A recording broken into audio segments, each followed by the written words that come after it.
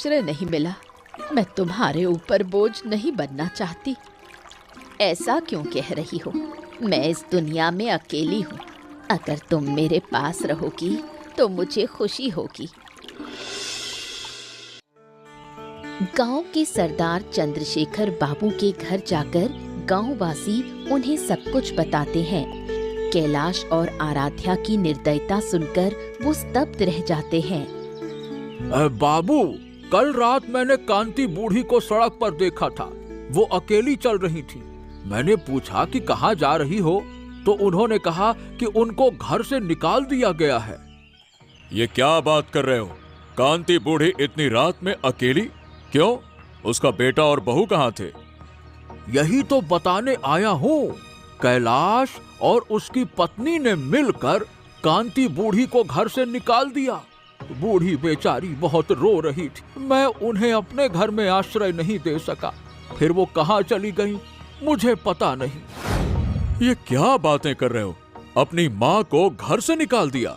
बाप रे बाप, मैं तो विश्वास नहीं कर पा रहा कि कैलाश ऐसा कर सकता है।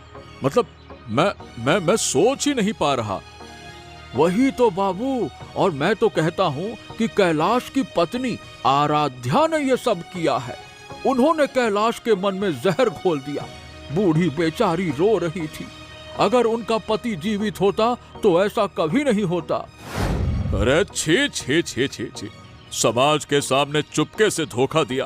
अरे जो अपनी माँ का सम्मान नहीं कर सकता उसका समाज में कोई काम नहीं। हाँ, सही कह रहे हैं आप। तो बाबू, अब क्या होगा? ये बूढ़ी कहाँ रहेगी? हमें तो उन्हें ढूंढना होगा। हाँ, तुम चिंता मत करो। जब तक मैं हूँ कांति बूढ़ी को कोई कष्ट नहीं होगा। मैं उस कैलाश और आराध्या को उचित सजा दूंगा और उन्हें ऐसी सजा दूंगा कि कोई कभी ऐसा बुरा काम सोच भी ना सके। गांव वाले मेरे पास न्याय मांगने आए हैं तो न्याय अब होगा।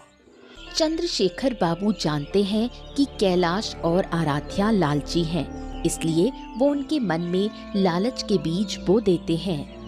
हाँ कैलाश, कैसे हो तुम लोग?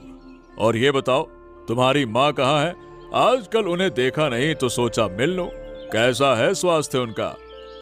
हाँ बाबू, माँ तो ठीक है, लेकिन ये बताइए कि आज अचानक आप हमारे घर पर क्यों आए हैं?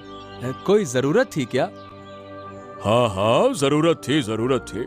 दरअसल एक गुप्त बात तुम्हारे साथ साझा करनी थी। ये बताओ, क्या तुम जानते हो कांति बूढ़ी के नाम पर